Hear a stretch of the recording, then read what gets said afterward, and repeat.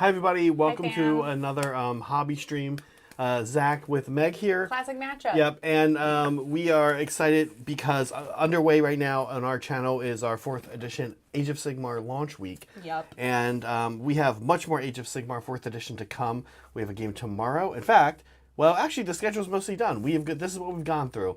If you've missed games, this is what you've missed, and that's okay. You can go back and watch them. Yay. I promise you, I think you'll still think they're fun. They're more fun when you're there with us, I think, live. But these games still hold up. All 4 of these games that we've played so far were very good games. So check them out if you haven't already. And join us tomorrow if you can at noon Pacific time. That is 3 p.m. Eastern time. And 8 p.m. 8 p.m. UK time, 9 p.m. for I think most of the rest of Europe that watches us. I don't know if we get a lot of traction in Poland. What about Japan time? Do we know Japan time for Madman? I know. And Friends? I know Australia East Coast time, I believe, is, if I have it correct, Australia East Coast time is subtract 5 from Pacific time.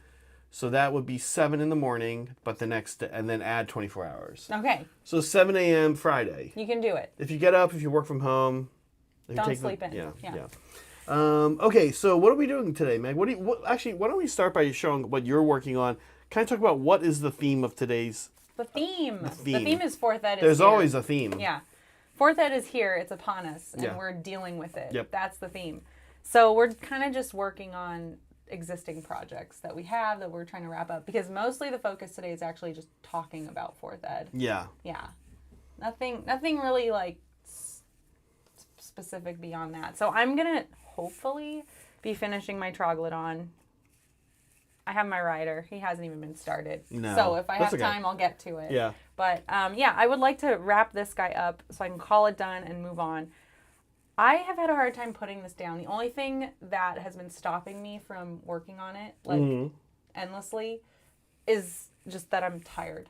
Yeah, Like, or I have to other, sleep. or other work things going on. Yeah. But I mean, when I get started on it, I'm like, I don't want to put this down. I freaking love this model. This is my favorite thing that I've painted. Like ever. Oh, cool. This is my new favorite. Yeah. Great. Are you excited? You're gonna do a good job on the rider too, I'm sure. Yeah, I'll be fine. Yeah, but you'll like the model more if you like the rider, even, right? I think. I mean, sure, Yeah. but I'm talking about this specific part. Like, I This guy. freaking love it. Yeah, I'm having a blast painting this, actually. Yeah, he looks great. I figured him out as I went. I'll pass to you Yeah. what I'm working on and where he's at right now. This is Reikenor, the Grim Hailer. Reikenor is... Is he a jerk? Well, he's a death character, I guess they're all so jerks. yes. Reikenor is Nagash's. He is the IP Grim Reaper of the game. Oh. Right. So you see, he's got his cool. big Yeah. scythe. Yeah. Oh, I like that. He is. He's so mad. He's a mad little skeleton. Yeah. Basically, if Nagash really needs somebody taken out, he sends Reikenor to do it. This is my favorite part of the model. There's candles. just candles sitting on a horse's head. Why? Well, that's so bizarre. So, but I love it. He can snuff out those candles. Those candles can represent his target. Like, how are they not snuffed out already while it's flying through the air? It's because it's ghost magic. Yeah. But the candles represent his target. In the game, he's cool because he can snuff out a candle. And if he snuffs out a candle, he can pick a nearby enemy unit within 12 to take 1 mortal wound, 1 mortal damage. In which case, if he does that, what happens is he gets +1 to cast. Okay. Great. So you just do your damage and you get +1 to cast. All right. But what's cool about that for my army with look at this guy down here. I just that's noticed a this. statue, yeah. Oh, okay. What's cool about that for my army is that my Dreadscythe Harridans need to go into a unit that's taking damage. So he helps with that. Or he can hurt himself for 1 mortal wound, in which case he gets +1 to cast and +1 power level, meaning he can cast an extra spell. That's cool. So you get that choice in the hero phase, and then he's a wizard. So yeah, nice. That's Reikenor. So that's what I'll be working on. Yeah. That's it. That's what we're doing today. That's it. But before we get started with our painting, we do have something else to do here. Hi, Davo. Yeah, we do have something else. Hi, Davo. Yeah, hi, everybody. Hi, Baby Girl. Good to see her. We haven't seen her in a bit. Baby Girl, are you going to Nova? Nova. Yeah, we're going to see you at Nova. Yes. Okay. Coming up. We got some mail. We did get mail. We haven't done mail time in a long time. Yeah, sorry, this just popped off here. Oh no. Which can be weird to hear. It's not on correctly. Okay. Yeah, we got a few packages. We've been behind on collecting it. So let me start you there. Yeah, so we're just gonna do this. It could be horrible. A lot of this was from. I think Zach already pre-opened. Yeah, you Soups. can kind of check these. Thank you for the 5 memberships. Thanks, There's no Soups. train to watch today. No train. Guys, we hit 600. We did hit 600. We're gonna talk about. There's gonna be a stretch goal, so just hold Yeah, on to your we have a panties. stretch goal today that we're very excited about. Don't get your panties in a bunch. I'll go ahead and show off. Yeah. Rudy is really a big supporter of our channel, and I mean Rudy is a supporter in our channel in a way that transcends even Megan's dad. Rudy just sends us Thanks, Dad. good things we need. Yeah. Oh. So for example, what are these? he sent us 3 bottles of Tamiya plastic glue, which is great because we use this stuff all the time. Also, I don't know if you guys know this. We love this product. Oh. However, this product has a little bit of an issue, just so you guys know. And Rudy, believe me, I'm not bringing this up and saying oh, Rudy, you got us a product with an issue. By buying us more, you solve the issue. And the issue is that it has this little adapter. If you guys are using a different type of plastic glue, by the way, you should try this one out. It has this little adapter. But the problem is the adapter doesn't go all the way to the bottom. So you eternally need to add more Tamiya plastic glue. Yeah. I do like the GW plastic glue. It's actually pretty good. It's a little stickier, but this is just like a liquid cement. It's acetone. It just melts the plastic. This is our glue of choice. We use mostly this one. The other one we use is the same one of this. That's the quick setting one. I actually like this one better, but the quick setting one is quick setting, so it's more convenient. I do like the quick setting one. The quick setting one is I've tried using it, and as I'm pulling it out of the bottle, it's dry. It's oh, and it's gone. Oh, and it's gone. I've had that experience with it, so I'm I can't use this. This doesn't make sense. Yeah. Okay, so here's what I could probably show this on the screen. Yeah. This is pretty cool.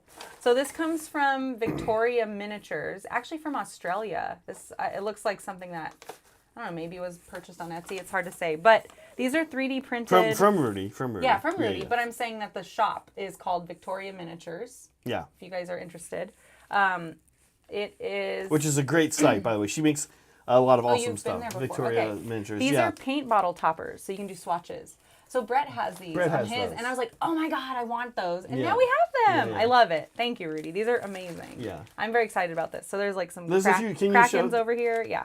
It's hard to see on camera. Let me. There we go. You can kind of see it's like an octopus. Yeah. Let's see. Here's another one. These are also octopi. There we go.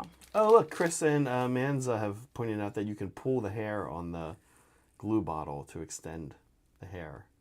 Ah. And then it hits the bottom. Okay, That's awesome. a good tip. That's good to know. Okay. Cool.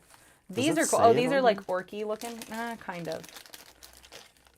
Yeah, those look like shields. Oh yeah, they look like orky shields almost. Yeah, but they super look like I've wanted this product, and it's one of those dot things. rippers. It's one of those things where it's something you want, but you'll never buy for yourself.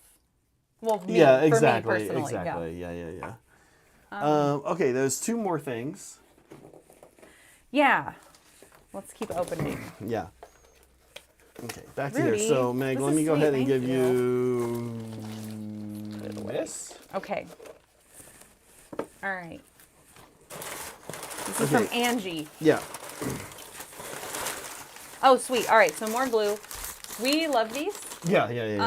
It's what is it like? We're almost out of these. Super glue. I mean, it's the original super glue. So I hate the packaging. I hate that there is so much waste in this, and I don't know what to do about that internally in my soul, in my soul of souls. But I don't get it. I think it makes way less waste, right? Does it? Well, I guess it's less wasted glue, right? Because Yeah. you're using these little tubes, and you don't have them long enough for it to go bad. Right. I'm annoyed at all the plastic. It's in a plastic bag. What? All that stuff is annoying me. But other than that, it's a good product. Okay, yeah. The plastic bag stuff is an Amazon is a shipping thing, I guess. Well, I don't know if this is Amazon. It's from Angie. It's from Angie. Okay. Thanks, Angie. The alternative Thanks, is Rudy via Angie. you ship in a plastic thing, and then in case it gets wet, then yeah, you don't have to have them. Well, in it's individual. already in plastic. So No, I'm it's saying weird that it's also in a plastic bag. Also, oh the glue no, is in because the plastic. paper and the They could package. have just been loose. If these were loose in a cardboard box and they got wet, then this would get wet and then it would break down. All right. I mean that's the reasoning. I hate plastic. Okay, here we go. What's next? Is that it? Okay. No, Oh, actually, no, look at this. what's left is a pretty big deal. This is amazing. And these we're probably gonna get these in the hands of Saray. Although I think a lot of us might want to try them, and there's so many here that we should be able to do that. So these are Saray might have already gone these. I can't remember if he did or not. These are the Villainy inks. We've been very excited to use these. These are enamel inks. Yeah. Well, we definitely have to pair them with those toppers, I think. Oh yeah. That's probably a good call. Yeah. People have been excited about these. People have been talking about these. We haven't gotten to use them yet. Again, maybe Saray might have at this point. Yeah. But we're pretty excited to try these, to use these. Yeah. So, Rudy, a big thank you for all the Rudy. mail. That's very sweet. We do have mail. We do have an address. If you're in our Discord, it's in a general spot in our Discord. It's in our welcome. It's either in our welcome channel or our announcements. Soups will do the thing and share. But yeah, it's an evergreen post, and it's in a channel where it doesn't get a whole bunch of like updates, so it's easy to find. Yeah. So we're always appreciative to mail, but don't send us stuff if you can't afford anything, please. We're happy. But you're if there's here. a product you're super excited for us to try out, we like trying stuff out. But we don't really like endorse products so much. So, but if there's something you love, just yeah, we'll try it out. Yeah, we don't endorse products here at all. You're right. Do we? Oh, just one. It's not working. It's not one. It's not there. Yeah. Okay. Well, we kind of endorse products, but not like mega endorse products. Well, you know what I mean. Yeah. Just squad marks. Just squad marks. Get your squad marks. Get your squad marks at squadmarks.com. Use the link below. Squad marks affiliate link. Are they right for you? The answer is yes. Yeah, and the thing about squad marks is the more squad marks you get, the more squad marks you're going to need. You need all different types of squad marks. Like you can't. One of my favorite things about squad marks is you need at least 2 packs of squad marks to differentiate the 2 squads. I actually have some coming in the mail. Yeah. So yeah. Yeah. Get your squad marks. Squadmarks.com. They got a lot of other good stuff there too on the site. Squadmarks.com. Use the affiliate link below. Don't just type squadmarks.com. Yeah. That Give us just a totally kickback. goes against everything we're talking about here. All Yeah. right. Okay. With that, should we start painting? Yeah, maybe we should. I kind of don't feel like it. Oh. I'm just kidding. Okay. We'll just sit here. No, Total no, silence. it's fine. No, I want to paint. Okay. I haven't actually gotten to do a lot of painting recently. Or cooking. You cooked today for the first time in like 3 months. Not 3 months, but over a week, I think. It's been a bit. Yeah. We've been having a lot of banh mi deliveries. Yeah. Banh mi. Okay. I gotta find out. So, I gotta figure out what I want to do here today on this guy. Mm-hmm. May I have a little bit of that Absalom White, Meg? You can have anything you want. Thanks. Absalom White for now. Well, does it for me. Great. Man, it is warm in here today. Is it? I'm quite comfortable. She's fine. Saray and I usually use the fan. Oh no. I was like, there's children that could be playing. And Meg, interrupting the stream. By contrast, Meg makes us close the window. No window, and no the fan. And it is brutal. And I'm quite not cold. Yeah. After I had a surgery last year, and after my surgery, I just am cold all the time. So this is nice. Mm-hmm. Yeah. We should. Do you think Sari could tell us the indoor temperature in this room? It's supposed to be able to do that, right? Oh, I thought you said Saray. I'm like, I don't think Saray could do that. Hey Siri, what's the temperature in the office? Oh my God. It's 77 degrees Fahrenheit in the office. Pretty warm. 70, Pretty warm in a house, I think. Yeah. No, I agree with you. It is a bit warm. Okay. Which one am I? So the first thing I know I'm going to do here, one of the things I've been using for the metal on a lot of my Nighthaunt is Dirty Down Rust. And one of the things we've found out is before you start using Dirty Down Rust, while it is sort of like, I will say it is a plug and play, point and click kind of a product. You can kind of just go, you know what I mean? You just slather it over stuff, and then it doesn't require, it's not a high skill ceiling product, is what I would say. We have learned for sure that it goes better over light surfaces than dark. And the people at Goblin Hut let us know when KK, our friend KK, who's been on the channel, and I watched them do a demo at Last Nova. And when we watched that happen, when we watched the demo happen, he was kind of showing it over dark surfaces, over light surfaces. And I know for me, kind of immediately, I was like not super into it. It looks kind of cool over dark surfaces, but it also, like, the coolest thing we did with it is we made wrought iron terrain fences. We took it and just put it over dark wrought iron, like gates, fences. Hold on a second. Yeah.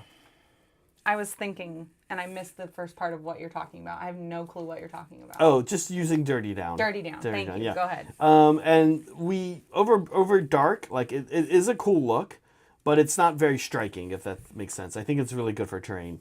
If you want to have your models actually look like they have rusty armor, rusty weapons, rusty metal components to them, I think you really want to do it over top of a light surface. So Reikenor has been primed, and a lot of the airbrush base coating has been done, and he's not very there's not a lot of white on parts where I want this to happen. So I kind of have to go back in here, and I'm pretty much doing like a sloppy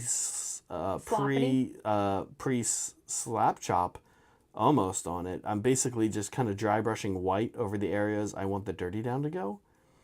And it's okay if I don't get all the areas, because like I said, the Dirty Down also looks okay over dark. But we'll have like kind of a natural blend of the rust and everything. Mm. So that's my first step. I'm finding, and Reikenor has more metal on him than most of the other Nighthawk do. So metal. Yeah. What are you working on specifically, Meg? Right now I'm working on like straps, the little straps he has to hold stuff to himself. Thank you, Manza. Baby girl, I love your idea. I will bring Spearhead, I promise. I don't have the same travel fears that most people have. I'm kind of just like, meh, I'll take glue. I'll bring my Soul Blight to Nova and we can play Spearhead. I think that'd be super fun. Now I need to learn how to play Spearhead, which shouldn't take very long. You learn it in, what, like a day? Yeah. I recently went to a Spearhead invite-only Spearhead event. Wow. And it was a lot of fun. So let's chat Spearhead for a second. Okay. I've always wondered, by always I mean since Spearhead was announced a few months ago, I've always wondered, will people play this instead of normal Warhammer? Yes. Okay. I will. Yeah. I will play this. And I think the answer is going to be yes. Yes, the answer is yes. I will play this. There's a few things I would kind of say about it. You're not going to, if you have the allotted time to play a game of Warhammer, Age of Sigmar, or 40K, or whatever your war game of choice is, you're probably not going to replace that with Spearhead. I would. Probably. Okay. I don't think you're letting me finish here, because my point is, like, let's say you're going with to a friend's place to play like a 3-4, and you have like an evening that you want to hang out with somebody or something like that. Then you're probably not going to do this, I guess, unless you want to play several games of it. But if our situation is different, because you and I could we can do anything we want all the time. Right, we can do anything we have want. Each other. We don't have kids, and we're not like it's not like a friend we're going to see that we only see once a month or whatever. No, right. We see each other. We see each other all the time. Day. So for us to say we don't want to play a game of Warhammer, we want to play a game of Spearhead, that's fine. Now the problem with that though is you then start to get into board game range. And is there a board game you'd rather play? Is there Aeronautica? Is there Blood Bowl? And that's fine. That's fine. I think people like all those secondary games and like to jump around. Yeah, it sounds like you're doubting people's affinity towards choices. I'm doubting that. I'm curious. I'm not doubting. I'm curious. Like, will this be getting played in clubs on? Oh, Thursday night's my club night. I go play Warhammer normally. Okay, are you still going to go play Warhammer? Are you going to play Spearhead, or are you going to now show up on a Tuesday? Because on Tuesday you have a couple hours. You don't have all night, but you got a couple hours, right? Or something like that. And then that's kind of what's interesting to me is how that will manifest. Well, maybe you're tired because you just got off work and your brain isn't working all the way and you can't remember all the horrible changes that happened to your zombies with 4th Ed. Yeah. So you're just like, sure, I'll play Spearhead. Now here's the two. Tom and I were actually talking about this, and I've brought this up on the channel before. Here's what I'm kind of hoping for Spearhead. And if we ever run an event, the Hobby Club ever runs an AOS event, you can be certain we'll probably do this. If what I would like to do is, I would like to see, Nick, I was actually talking about this with Tom. I would like to see the event include Spearhead. I would like to see events basically include Spearhead as a round. So, for example, let's say you're playing in a three round 1 day RTT. I want to play AOS. I want to play Spearhead, have lunch, then come back for my final game of AOS. I would like that. Your brain gets a little break, or like your body gets a break, because these games take what, like an hour and a half? Yeah. Tops. Oh yeah, maybe. That's honestly, Megan, GW is kind of famous for saying their games are fast and can be played really quickly, and then you go to play and it's actually not that quick. Spearhead was the first experience playing 3 games in 1 day, where I was like, oh, they weren't lying. And honestly, hour and a half is like, I think it was one of my longer games. Yeah. So like, Spearhead games go fast. They're very fun. Yeah, you were saying that. Yeah, they're very fun. I had 3 really close games. I'm sure if I was playing people that were really familiar with it, the gulf between our abilities could make the games less close. Sure. And that's with anything, though, right? So the gulf was very close with the games. Me and my opponent in all 3 of my games were more interested in what was happening than we were in trying to beat each other or anything. So it was kind of a fun event in that way. It was an interesting event. I mean, you weren't even really playing your own army. You were playing other people's armies for most of it. So right? this is actually Tom's. This is a cool idea. This is Tom's desire for Spearhead, and I'm curious, and I don't know how I feel about it. Tom wants Spearhead events to be you show up with an army, you play your army, and then based on those first rankings, there's a draft for who plays what army. So my first game I lost, but I barely lost. So I was kind of in the middle of the draft. So when it went around and we were calling, in other words, if I haven't articulated this, let me say, we played a different army each round. Yeah. At this event, I did not play. I took my daughters and I played them in round 1, but in round 2 I played somebody else's models. I played their city's army, and in round 3 I played Soulblight. Yeah. Actually. I wanted to try Soulblight out since I knew that's the one you had. And it was kind of fun. I think that might be off-putting to a lot of people, but also like letting other people touch your models. No, with I don't think that's it. I think it's more so just like, well, I want to play my army. I don't want to. But it's such a cool way to like get to play an army you wouldn't buy for yourself or couldn't buy for yourself, right? Like that's a fun way to experience them, like shorthand. Yeah. Ty brings up a good point. Living in New York City, playing on a lot of kitchen tables, New York City, home of like the 200 square foot apartments, right? Like, that's a good use. That's a good reason to play Spearhead instead. Yeah, I think so too. So you and I haven't played yet. Well, I have. No, but we should. I want to. It's maybe we'll. Been a little busy. We've been a little busy. How with about launch Sunday week. after the stream? We actually don't have plans. Yeah, maybe Sunday we can take a break from Warhammer to play some more Warhammer. My God. A bunch of nerds. But yeah, Spearhead's a lot of fun. Baby girl, I don't know if you've gone to play it yet or who in chat has gone to play it. Strongly recommend playing it. Super fun. The games are very close.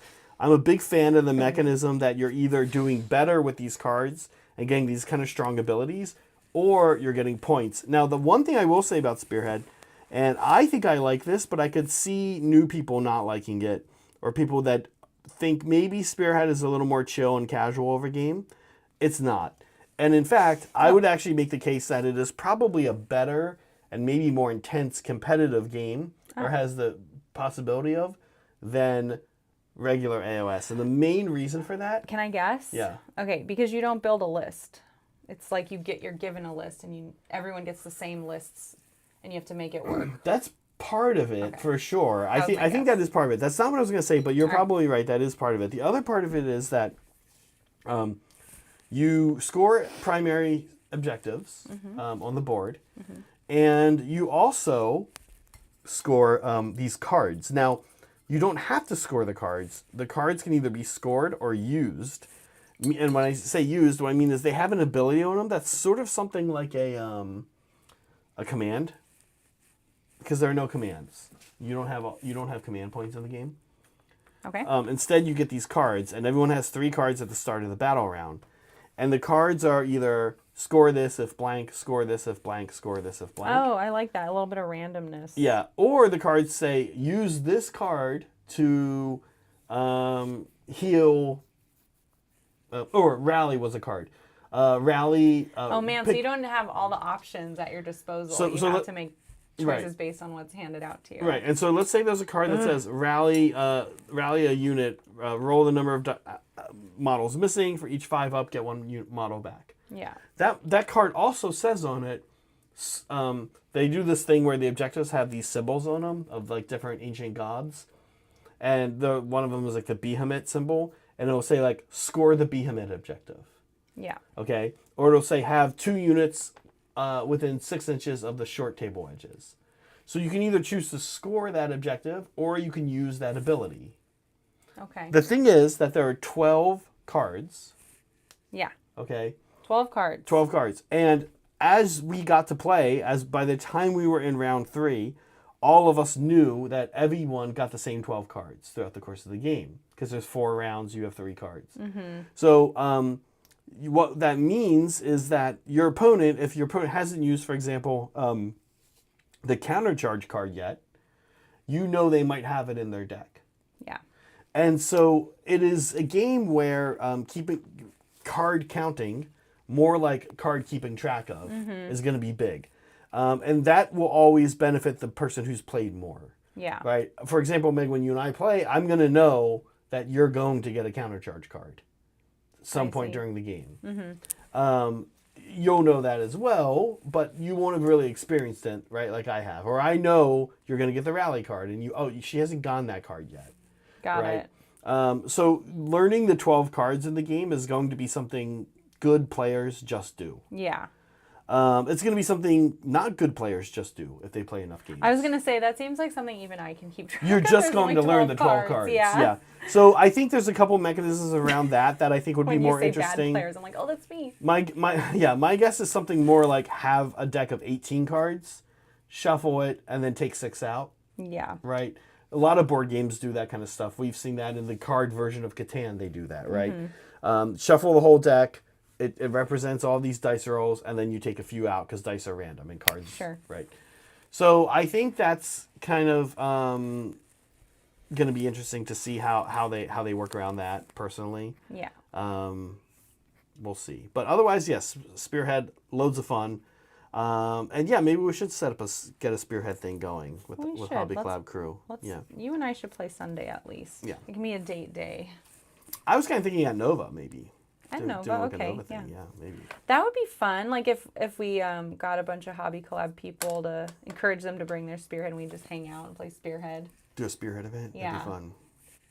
The one cool thing about Spearhead I'll also mention, me and my third round opponent Brian were talking with Tom about this on our way out after the third game.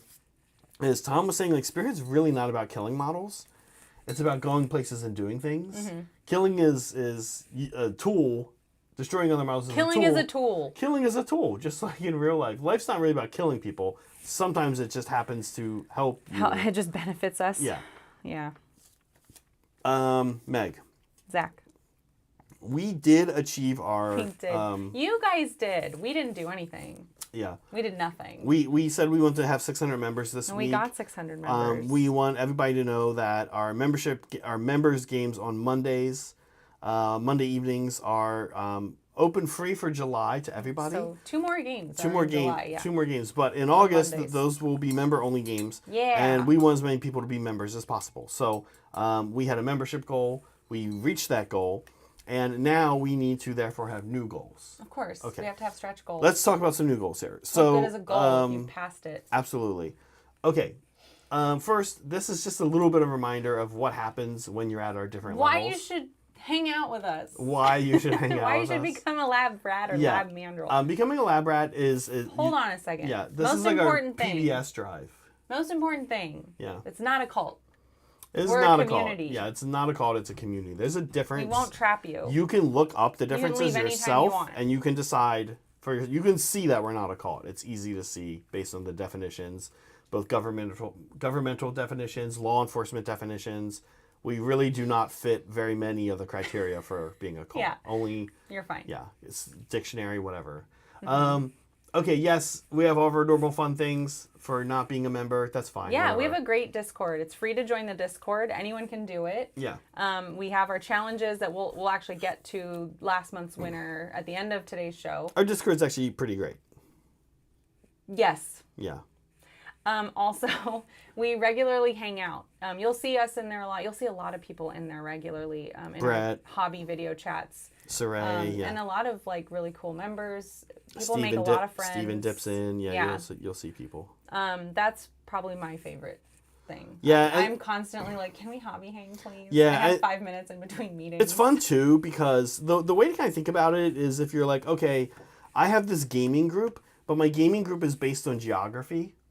Right. What if your gaming group wasn't based on geography, but it was based on people that you actually really just wanted to hang out with?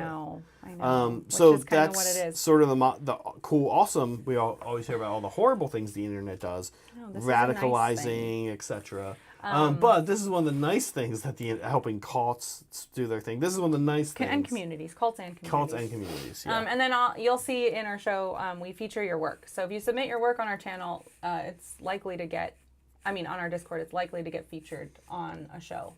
Yeah. We do a lot of that.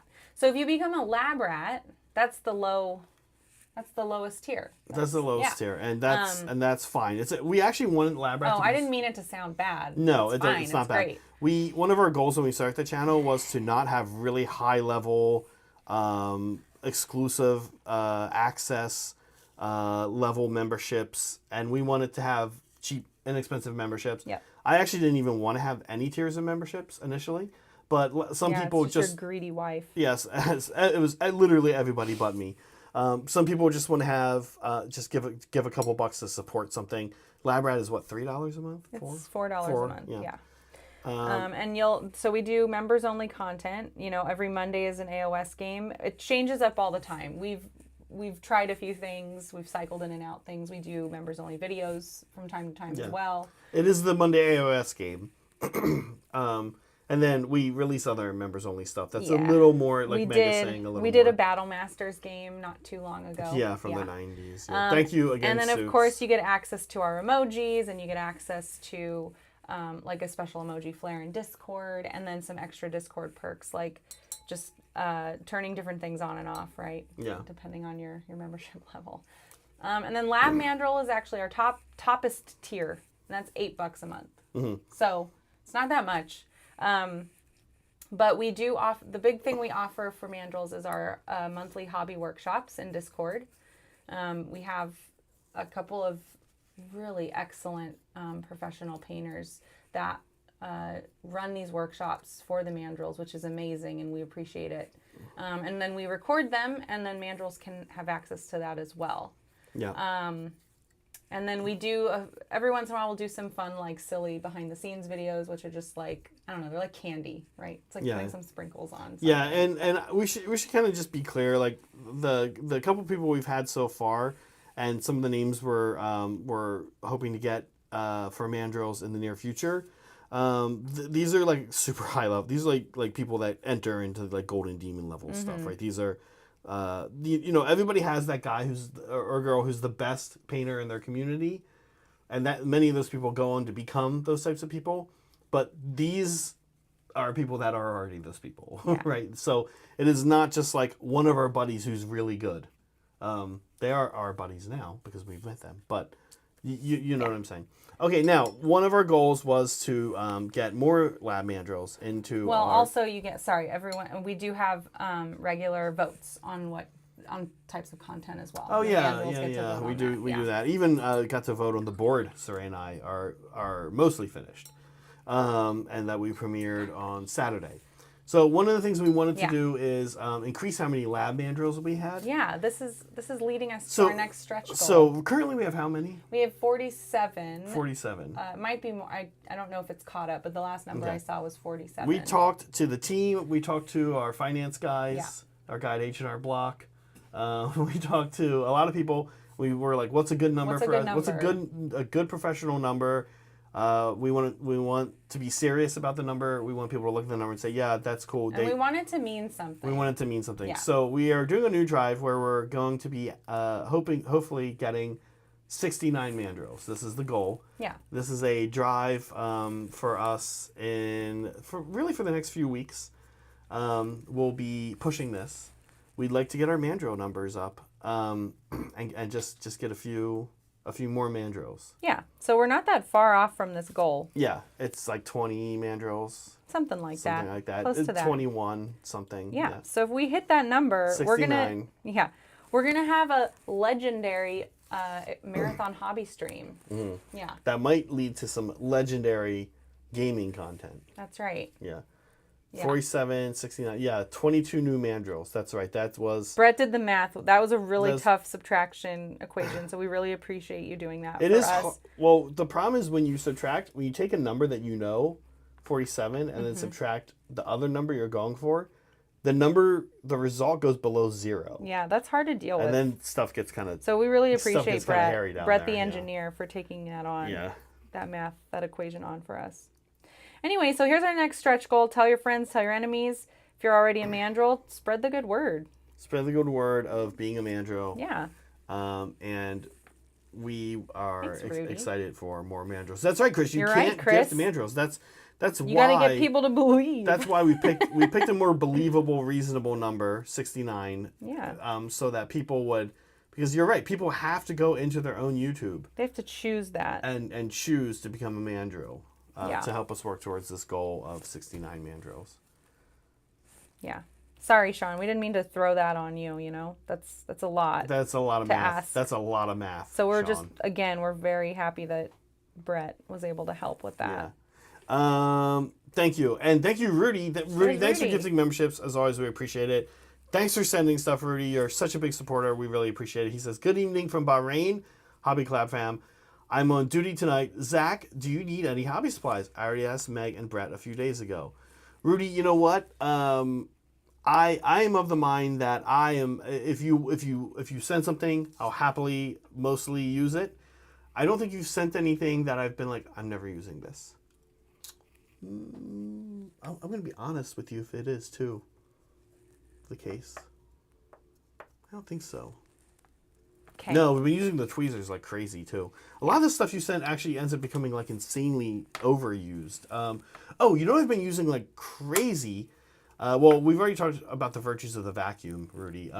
But the big thing I've been using is not the Vortex mixer. You sent that forever ago, and we do use that. Meg likes that one. Everybody mostly likes that one. I actually like the Badger one you sent.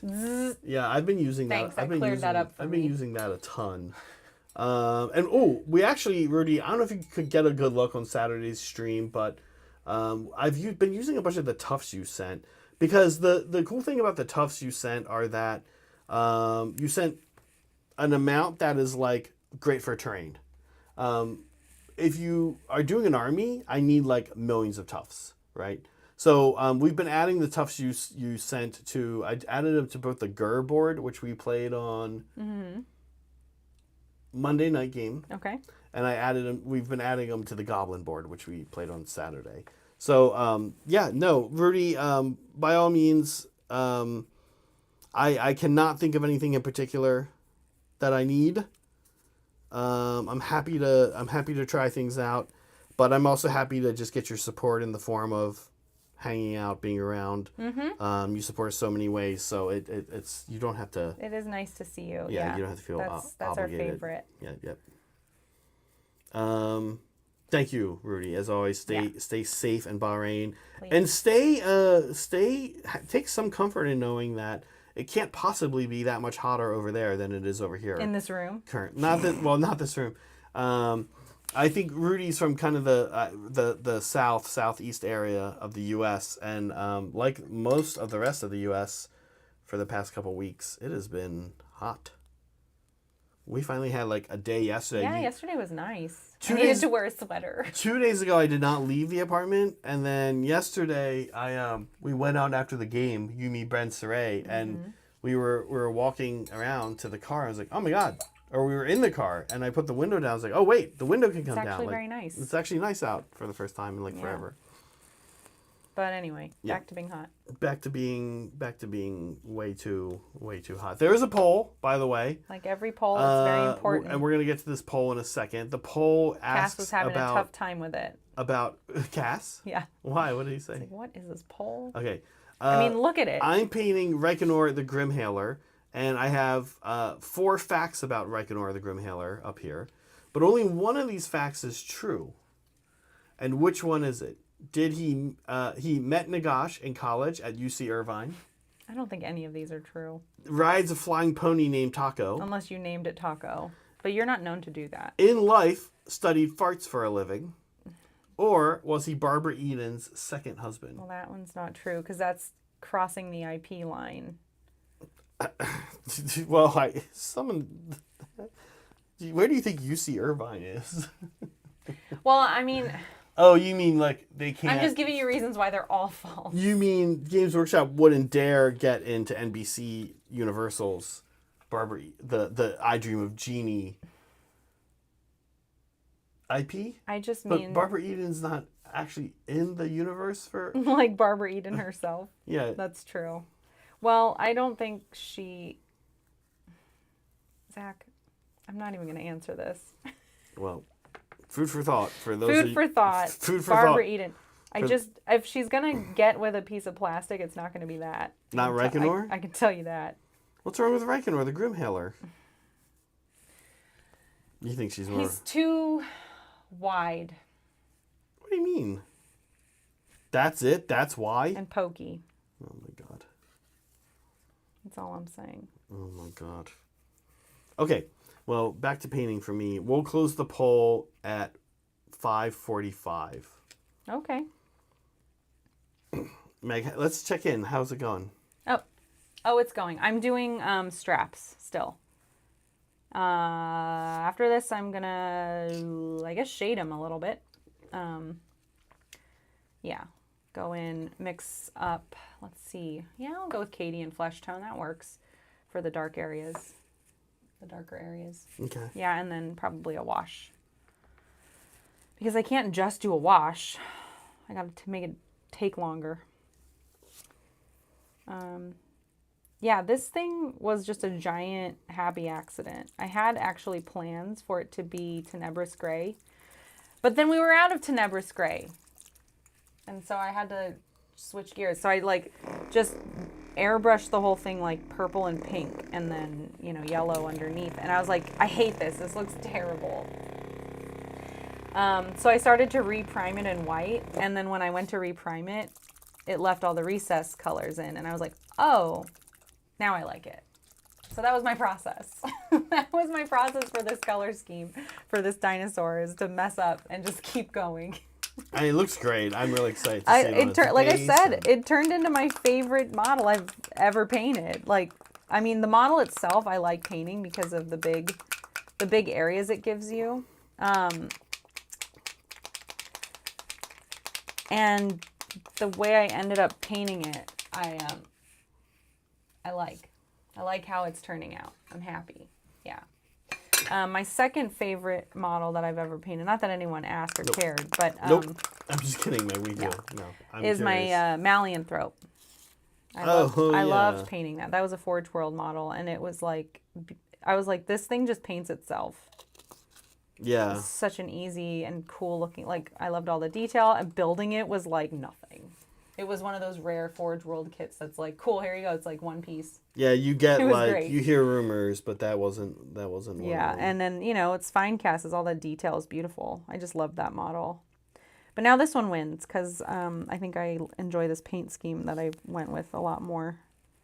And I like dinosaurs. So, yeah. Okay. Yeah. Anyway, there's that. I don't know what my favorite model I ever painted is. I really liked my dreaded Amble. What's that? It was like an insect looking creature from 40K. For what? He was like an ally that you could put into any army at the end of 8th edition. Oh, You've seen him. He's like blue and orange. I don't remember. Yeah. I painted him at the tail end of COVID. It was Oh. And then we had Brett hosted a thing online where we hung out, Fault Line the club, and we all brought our favorite model that we painted that year, and, or during COVID or something. I brought him. That was cool. Otherwise, I don't know. Kragnos. I'm pretty happy with Kragnos. Yeah. I I was going to say, my guess was going to be Kragnos. Maybe Kragnos, yeah. Would you ever put, well, I guess it's too late. You already painted it, but how do you feel about Footnos? No. Oh. No. Okay. No. Just checking. Who did the person who did that? Like I think it's funny. disturbed individual. Yeah, I guess. I think it's hilarious. This like just hit me yesterday when I was working on this. I was like, I should have ripped off the arms and attached giant or gargant arms and given it wings, little tiny stupid wings, like from that it's a Vargeist kit or something, right? Who has the baby wings? Anyway, and then it would have been a Troglodyte, right? The Burninator. Fuck are you talking about? This guy doesn't know Homestar Runner. Can you Oh, believe that? Jesus. Anyway, missed opportunity. Homestar Runner comes up way too much on this channel. We're millennials, Zach. I know. You- I think I wasn't super Why do into. you have to hate? Why do you hate Trogdor? I guess I don't. It was funny. I love Strong Bad, Strong bad, yeah. I guess. This is a different era. Time to be, I know, right? Back when Flash was still a thing. Flash, yeah. Anyways, if somebody else out there wants to steal that idea, I'd love to see it. Burninating the countryside. Burninating the people. You don't remember that? I do. He's the dragon, yeah. Tractor! He drew a dragon, right? Yeah. A dragon man. Okay, the other thing we want to chat today is 4th edition. Well, that's like the main thing we wanted to chat today. This is the main thing we want to chat. Don't forget about the 69 mandrills, everybody. In case you were wondering, there it is again. Never forget. 69. The nice number. Yeah. Yeah. 69 mandrills is the goal. That's the number our guys, our tax guys said we need. Our team. Yeah. For sure. Okay, let's discuss Okay. things you've noticed about 44th Ed. 44th Ed. 44th edition of Age of Sigmar. We kind of went through and named some things together. We did. And at first, talking points. It was funny because first this started as a list of like, okay, let's talk about things we like versus things we don't like, and let's combine the list together. And we were naming things, and I was like, well, I don't like this. I like this. Things seem weaker. I'm like, I'm not sure I like it. And I actually Zach's like, do. well, I like it. I actually do like this. I'm like, okay. And then this I won't named work. something, The and next one, immediately yeah, you're you'll see. like- Yeah. I'm like, well, I don't like that one. Yeah. So we're just gonna discuss it. Okay, We want your opinions too. Yeah, what do you, the viewer, think? Well, things seem weaker. I think that's overall true. In general. I think Not everything. I think We the get tough pill to swallow, for a lot of people. Oh, sorry about that. I think the tough pill to swallow for a lot of people is when things seem weaker and they went up on price. Yeah. I'll give you like a I don't think these went up on price. Oh, they didn't? I don't think so. They're 150. I think they were 150 before. They might have even been more. Yeah, you guys tell me. I don't know. Yeah. It's happened a number of ways, but what I'm saying is the one that I think bothers people the most. I'll give you an example. Stonehorns in all their different forms have gone down in price significantly. They were very expensive, but they lost their ward. And they mostly have gotten worse, but they've also gotten better in some ways. It's close to being a wash, but overall they got worse. Okay. And went down in point. Here's what I'm going to say. Yeah. I think this is fine. I just don't like that my stuff got weaker.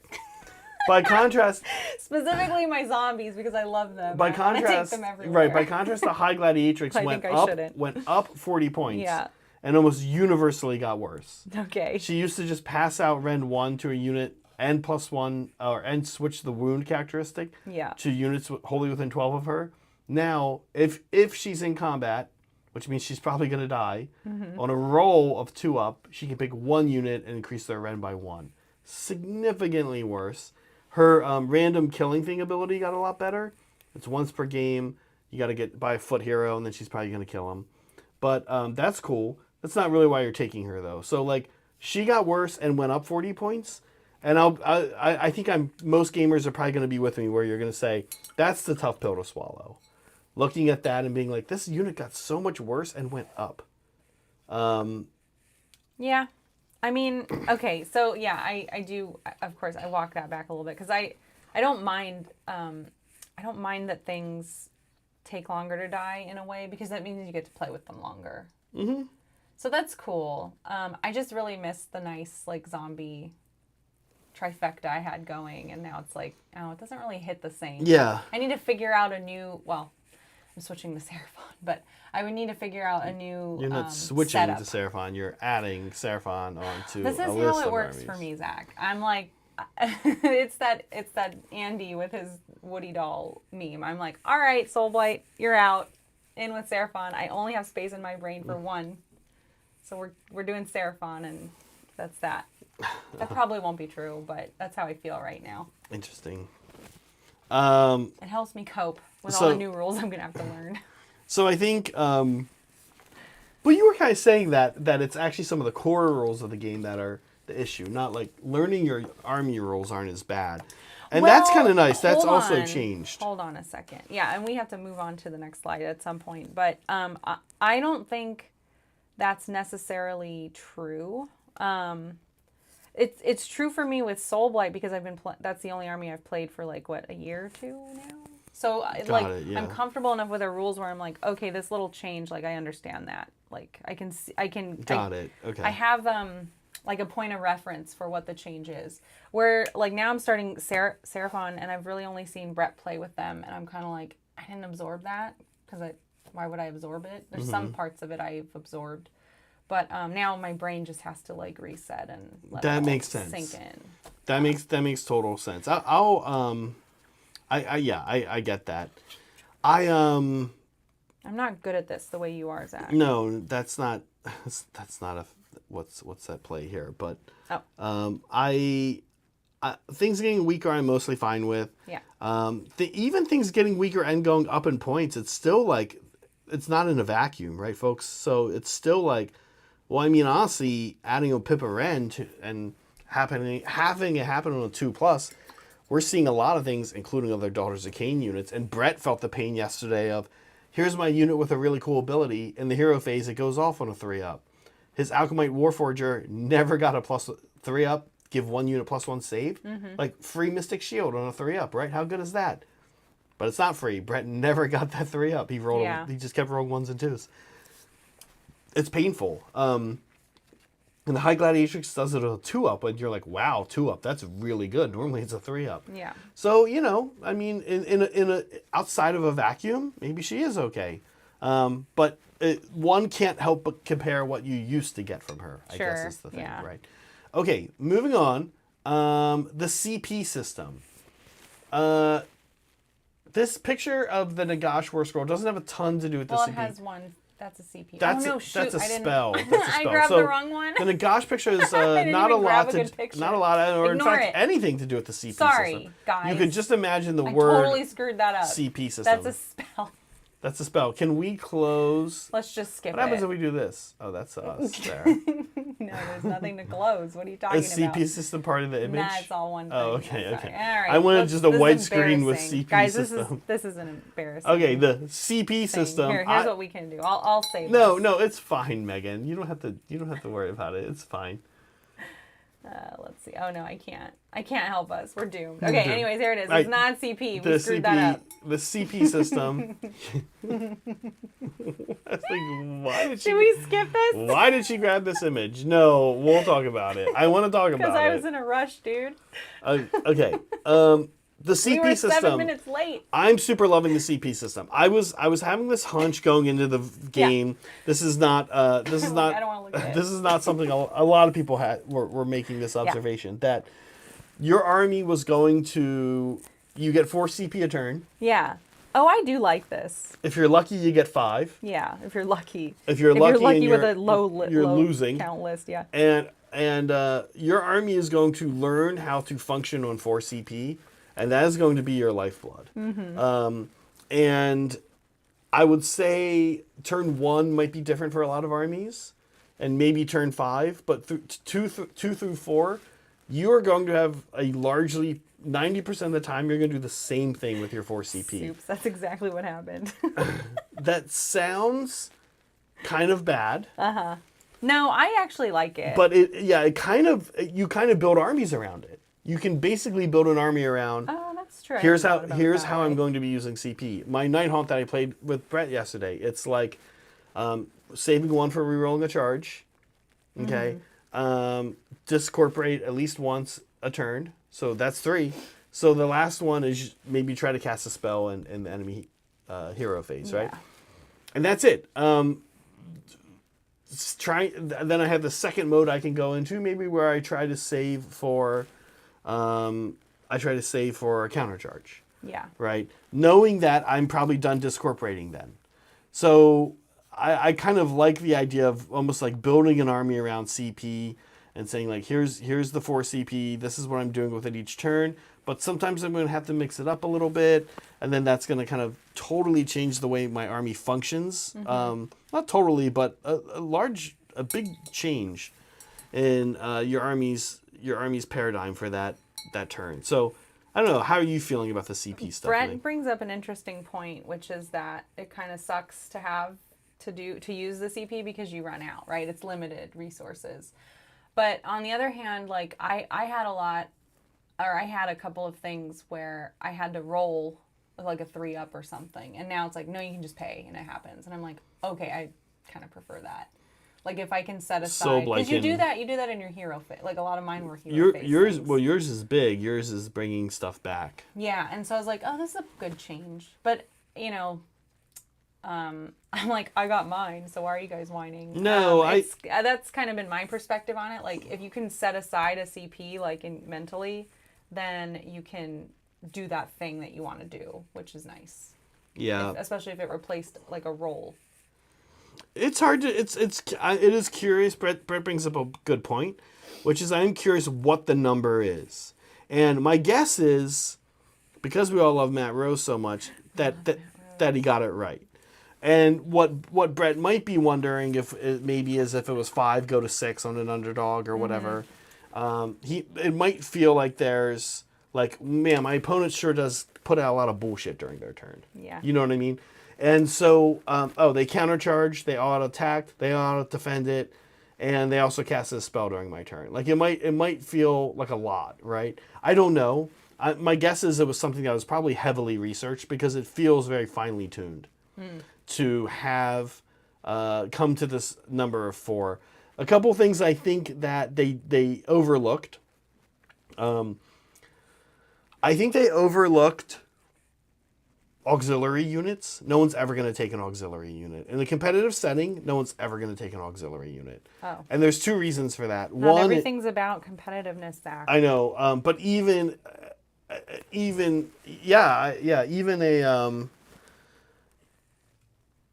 even, I'm trying to think, like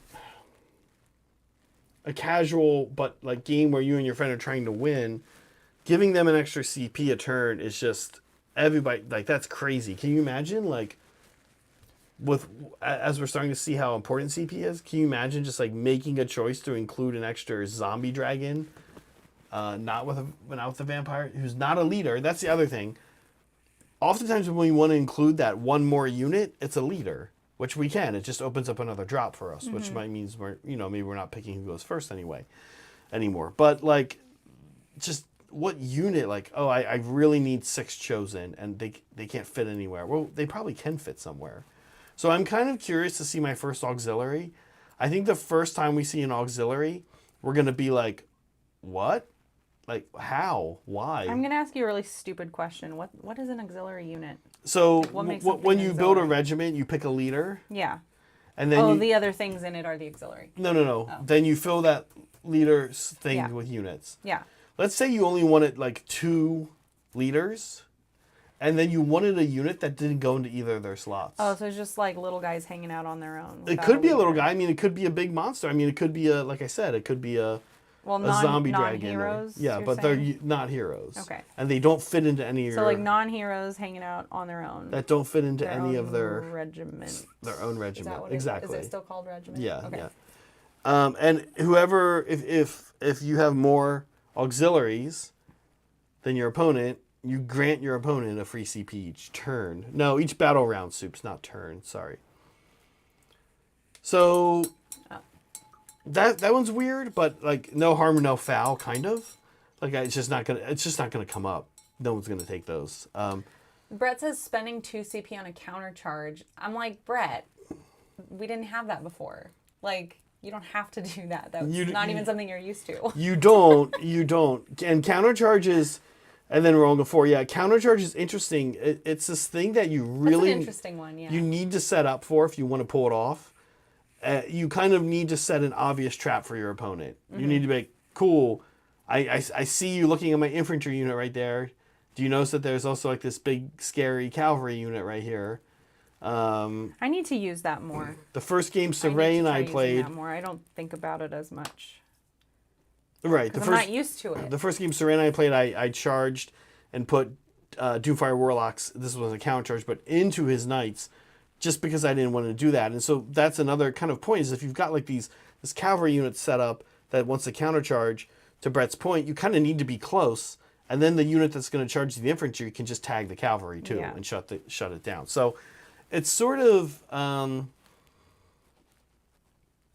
it's sort of weird. And Baby Girl, I don't know if you're talking with that comment, if you're Yeah, I agree, Baby Girl. specifically talking about daughters. Yeah, I'm a little bummed that our only like little mini foot character is the High Gladiatrix. I kind of wished both a Hag Queen and a Slaughter Queen also would have gone that. But Hag Queens and Slaughter Queens are so good, though. I'm going to get us off this screen because I'm tired of embarrassing us with that slide. Speaking of let's prayers. talk about this. Okay. So This I did right. This you did right. That's a So Hag I Queen. wanted to... She's a Oh, priestess. Nurgle as well. Yeah, Nurgle has a lot of little foot characters. Saray, check out Baby Girl if you watch any of our battle streams or put them on in the background. Saray played Nurgle the other night, and his little foot characters are, man, They just won't die. I hate to say it, but those little motherfuckers need to go. Like ASAP in that army, man, they suck. You have to kill them as fast as possible. Yeah. Daughters, I'm really liking the prayer system. Okay, I have not used it. I don't know what to say on this topic. So this is all you, buddy. Yeah, so prayers used to be this thing that I'm currently realizing I hate, which is you have an ability, you roll die. For daughters, it was always on a 2. The ability happened. On a 1, instead you took D3 mortal wounds. Yeah. Now, lots of other things have that ability. Or like this is a Hag Queen, or this is Morgan Wraith, but I use her as a Hag Queen. She has that ability currently. She on a 3-up. She gives a unit a 5-up ward. Cool. I seem to always roll 1s and 2s on these, and I hate it. Great. But the prayer system is... I was a little skeptical of it, and I still kind of am. I think the punishment for rolling a 1 is not cool, and they need to fix this because what's happening when you're doing prayers is you're accumulating these points, and then eventually you cash the points in for a prayer. So let's say the prayer goes off on a 5, and in my first round I roll a 3. Cool. I'm a Hag Queen. 3 + 1. I get 1 more. Cool. By the way, if I activated a place of power, I now have +2, so I actually can use the ability now. I'm into places of power. They're super fun. If I took the Daughter's Artifact, I can add D6. Cool. Maybe I can even get up to the 10 prayer, the mega church, as I call it. Now, let's say I don't use it that turn, and I'm sitting at that 4. As my next turn, or it's your turn, I want to roll a prayer, which I can do. I can chant in your turn. Really good use for CP for Daughters, especially turn 1. I roll and I roll a 1. It's not that I don't get anything. That's what it should be. I'll even go back to taking a mortal wound. Please. You'll take that? Yes. It's that you lose D3 chanting prayers. And the problem is it's this economy of you haven't, Matt Rose, just punished me. You've started the whole thing over again. And if I didn't chant during Megan's turn, and it's my turn too, now instead of having a priest start doing anything on turn 1, it's not that they're going to maybe start doing it on turn 2. They might not start doing anything now till turn 4 because they've lost points. So that's what I kind of hate about the losing D3. Maybe lose 1, take a mortal, something. Losing D3 and rolling a 3. Your priest is effectively kind D3 mortals, kind of done. Wait, no, you lose the ritual points you're accumulating. So if you're trying to get a 6 by turn 4, and turn 1 you roll 3, and turn 2 you roll a 2, and then turn 3 you roll 1, you lose D3. You lose 3. Your priest now won't do anything all game. So this is maybe one of the things I don't like about the prayer system. The punishment is too intense. Well, just roll better, Zach. No, Liberty, that's not an option. You lose D3 prayer points. You can't choose to take D3 mortals instead. At least I haven't seen that anywhere. He's saying what if. Like that's what if? choice. Yeah. I know he can't spell. I can't read. He can spell is a typo. He can't spell. Yeah, sure, Liberty. I take the mortals for sure every time. The prayer points are too. It just puts you back. Like it's not that it puts you back 1 turn. That would be getting 0. If you rolled 1 and got 0, it would be losing back. Brett brings up a good point. Prayers can't be dispelled. There needs to be a downside. But I think it's too intense. I'd prefer it just be get nothing or get nothing and can't cast anything that turn, which is pretty much what dispel is, fair, right? Yeah. That's why I've never liked prayers because like you can't get rid of them, and I'm like, well, that sucks. So yeah, your woes are falling upon unsympathetic ears, Zach. Yeah. Well, I mean, you and Brett don't play priest armies, I know. but like, it's because I got mine. If that's how your army is designed to work, you need that. Like, if that's part of what your army is, right? And spells are tough right now. Magic is. We didn't include magic in this list, but magic is. Especially because we just came from a magic-heavy season. God, I miss Primal Magic dice so badly. We just came from a magic-heavy season, and so it makes it even worse. I think about it all the time. There's like, what's that guy who's like standing by himself in like all these like sad positions? I forget what that meme is. Oh, Mark Ruffalo. It's just like me thinking about Primal Magic. Yeah. Yeah. Anyway. Yeah. All right, what's next? Manifestations. Yeah. I actually like manifestations. You like them. I think they're fun. I think it's fun to think of them please. as like tools on the battlefield that can get in and fight and do fun stuff when you're in combat. I enjoy that. Yeah. And I like how you just get them. You don't even have to use them. If you don't like them, don't use them. But you just get them. Yeah. Yeah. Chris brings up a really good point that latches onto manifestations. I want a generic lore that every wizard has instead of these stupid manifestations. I'm not sold on the manifestations. I'll go over some reasons why. Okay. But yeah, Chris, I'm with you. I want like a. See, I don't know that I want. We saw them show off Mystic Shield somewhere. I don't know who actually has that. It's a 6-up ward. I want like. That's Mystic Shield. Yeah. Well, they showed it somewhere, but I don't know who actually has it. Just Stormcast have it, or did some I unit thought get it was a spearhead thing. Maybe. Oh no, I'm thinking of. I don't know. Reikenor? I don't know. Yeah. Oh no, I'm thinking of Spirit Gale. Spirit Gale moved to Storm. Yeah. To Spearhead. Path to Glory. Okay, thanks, Liam. Yeah, I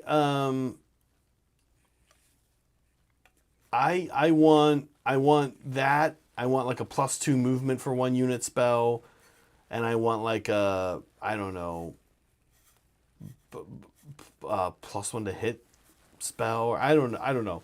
Yeah, I'm with you, Chris. I want a couple. I want like a movement, a defense, and an offense. Basically, generic everything lore. that makes this game competitive, I'm like, I don't want it. I just want this to be a No, silly good time. Yeah, I don't know that would even do that necessarily. But Well, I mean, there's you're not sure if you're going to get to even use them, right? Because there's spells, and I know you hate spells. Chris, they haven't given us Magic. those, I think, because they want us to cast these instead, the manifestations. Yeah. And I have mixed thoughts on the manifestations. I guess I would say thing number 1 is that they're all, most of them, and I know someone's going to jump in and say, well, no, not this one or not this one. Most of them aren't very good. They just don't do that much. Oh my God. I know Saray and Brett have both used the swords on Lady O and are like, oh, it's so good. It's situationally very good. There happens to be one character in the game with a 4-up ward. Like, I think for the most part, like, these are like weird, small little units. And then I guess my 2 issues with them are, 1, I don't think they're very good. And I almost think they're a liability. People can countercharge them. People can get movement off of them. People can get into your army easier off of them. And then at the same, so that's one of my issues with them. And my other issue is the whole, Cody's articulated this better than anyone the other day, where they need to clear up the rules on this concept that there's 2 types. And there's sort of 3 types. There's 2 types. Ones that can move and ones that can't. There's also ones that have a weapon profile and don't have a weapon profile. And when sometimes things count as a unit and sometimes they don't. They're a mess. If you imagine everybody at home more units functioning in the way that these things do, this game would be a mess. Well, they're magic spells. They are supposed to be messy. Sorry, I'm Not with you, man. rules-wise. They shouldn't be that good. They're free, and you don't have to use them if you don't want to. Yeah. The rules-wise, they're a mess. There's still something that your opponent has to deal with. So to me, Right. I enjoy it. Yeah. Like, They need to clean up the rules on them, though. I guess. I don't know. It felt like, oh, okay, I get what you're saying. Yeah. You go to the page in the core rules, and it's like, endless spells or units, except this entire page of reasons. And it's like, maybe we just shouldn't call them that. Yeah, I saw... Maybe we should just a lot. Listen, a lot of 40K YouTube channels get AOS rules wrong, but I was reading a comment on one the other day that was like, someone used the lore to score Take the Flank. On our channel? No, a different channel. Someone used the manifestation to score Take the Flank. You can't do that. Someone it's said you written can't do that. The channel was literally arguing with that person. The person's like, no, I'm pretty sure. And the channel's wrong, right? Like, you can't. Right. But it is confusing. They are described as do they have a movement characteristic? Like, they are. Yeah, exactly. Yeah. So they need to clean these up. These are sloppy. And then I'm sort of just like, fair. they're I sloppy, agree. and in the meantime... That is annoying. It's like, well, now I have my rules for my manifestation, and I get how they work, but now I have to memorize this list of unrules, which is kind of annoying. Unrules is a good word for it. Yeah. All right, lastly, oh my God, Zach, I want to buy these dice so badly. Please, can we? These are dice from Amazon. I saw this. I was like, perfect. This is chaos. Like, what even are these rolls? Anyways, here's your 3-sided dice. Oh, so it lands on one of the long ends, They just and then look crazy. I mean, yeah, this is similar to how Should we get 4-sided. these? They make 4-sided dice that kind of are like this Kind of too. do this. Yeah. Anyway, the D3 2-up thing. That's like everywhere. It's all over the place. I don't like it. I want credit for the 1. Like, I don't want to take a wound when I roll a 1. I want it to do something for me. Yeah, man, so much of the game has switched to these critical things happening 2/3 of the That's time. not what we're talking about, Soups. We're past that. I'm just saying that this is happening a lot. Like the D3 thing, 2-up, you get to do something, is a thing. We already know that Steven's wrong about the D3 rule. Also, Saray, maybe that might be a good idea. Give endless spells the beast The keyword. beast keyword. Oh, The- yeah. The worst keyword in the whole game. That was what our poll No, said it's yesterday. it's between Yesterday, chat said it was the beast Oh, keyword. beast. It was beast. There And are- I agree with it. War- I hate it. I hate it so much. War Master and Companion are also pretty bad. Okay. Yes, Fear the Reaper. Yes, so they're getting rid of. Well, they're removing rules support for the Legends starting next year, June or July, right? Next summer. Yeah. So you can play with them till then. Yeah. Yeah, a lot of competitively, and then you just play with your friends. Yeah, a lot of Who cares? underworlds. A lot of underworld stuff is going to be going away. Yeah.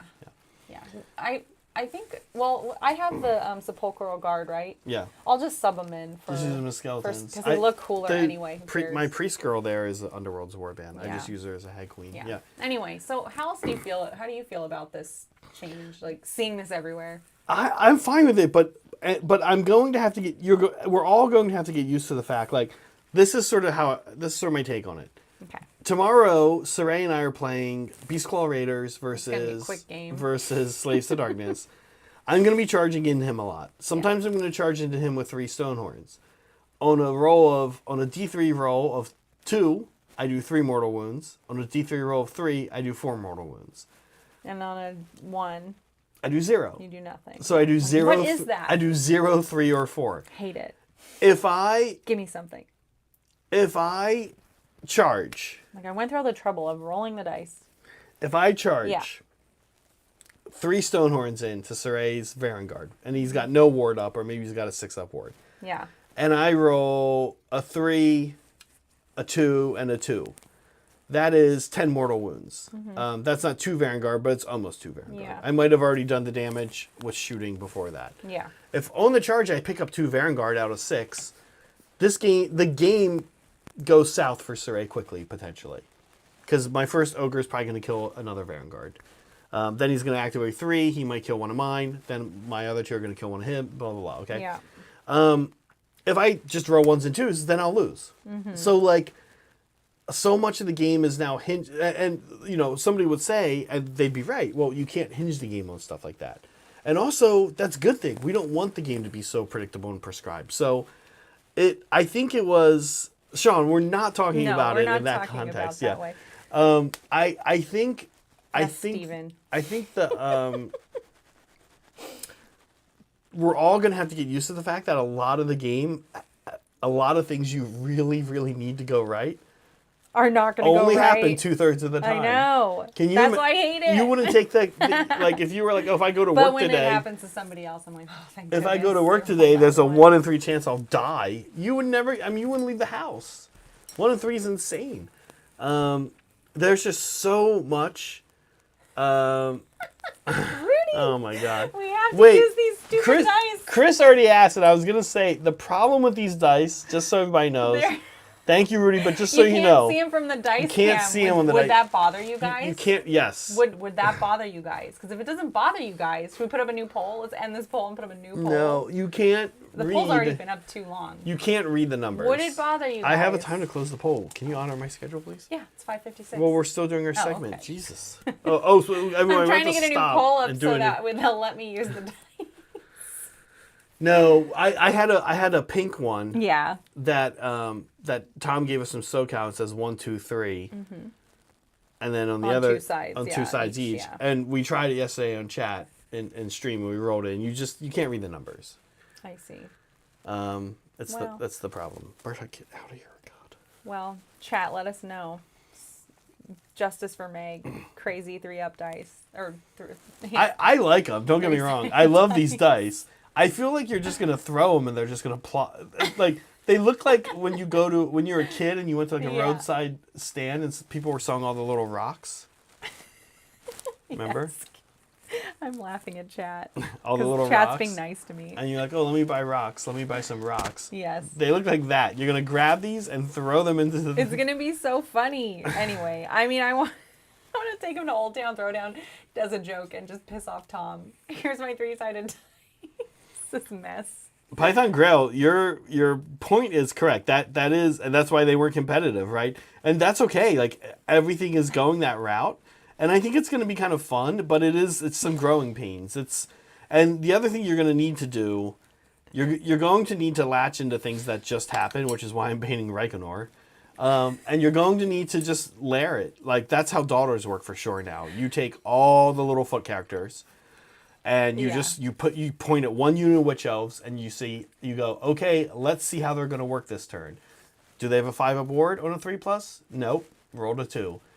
Do they get +1 attack on a 3+? Yes. Cool. Yeah. Do they get +1 rend?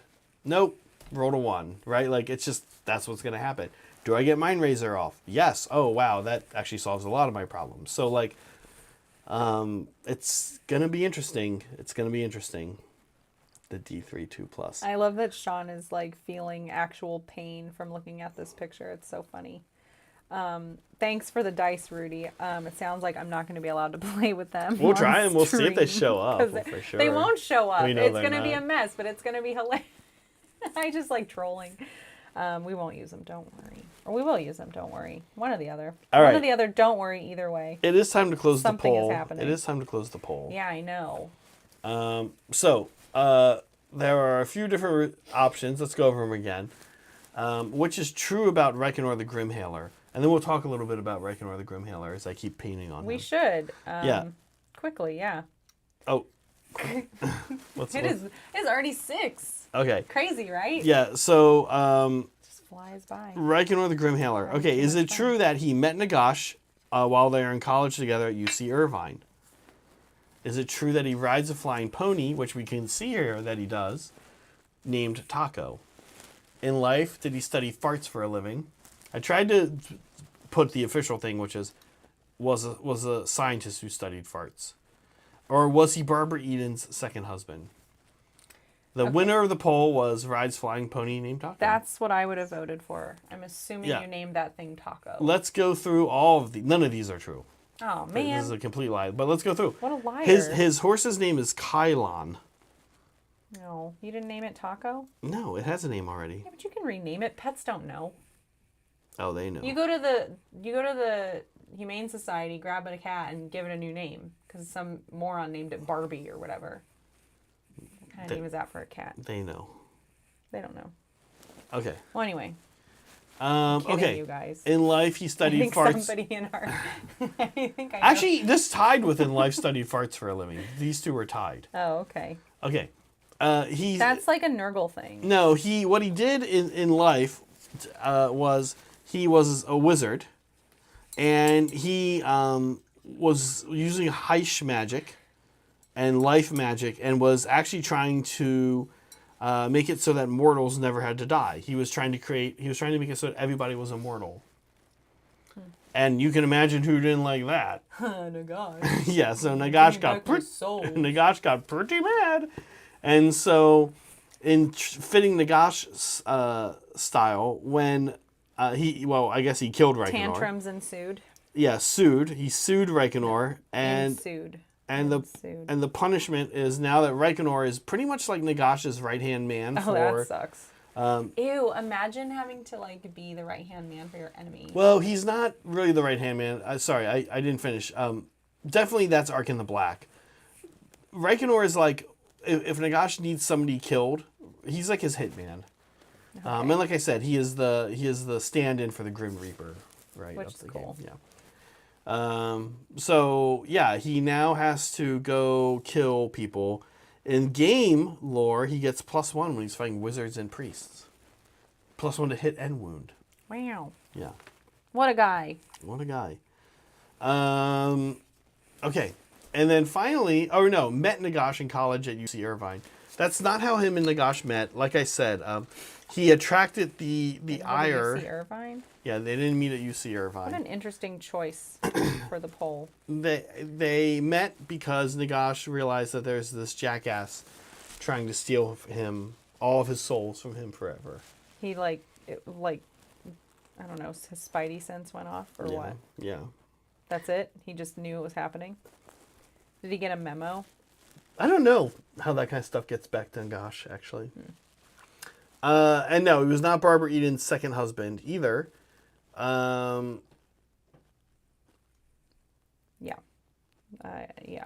Yeah. Nothing more to say there. All right. All right, well, we have a ton left. We still. do. Yeah. And there's been some new folks. We should remind them of what our stretch goal is. That's right. We do have a stretch goal. We did hit 600 members. We did hit 600 We're having a members this week. membership drive, and we hit our target. So Yeah. we will be giving away a box of Skaven Tide. Our new stretch goal is to increase our Mandrill count. These are our top tier members at a fairly reasonable, we believe, $8 a month to be a Mandrill. And there it is. 69 is their goal. Again, We are at 47. we just came up with this number based on data. Science. And We data. we do have science stuff sometimes. Yeah, and this is one of them. Yeah. This was one of our science stuff. The science stuff. Yeah. Okay. Moving on. God, there's like almost no time for me to paint. There's just so many segments.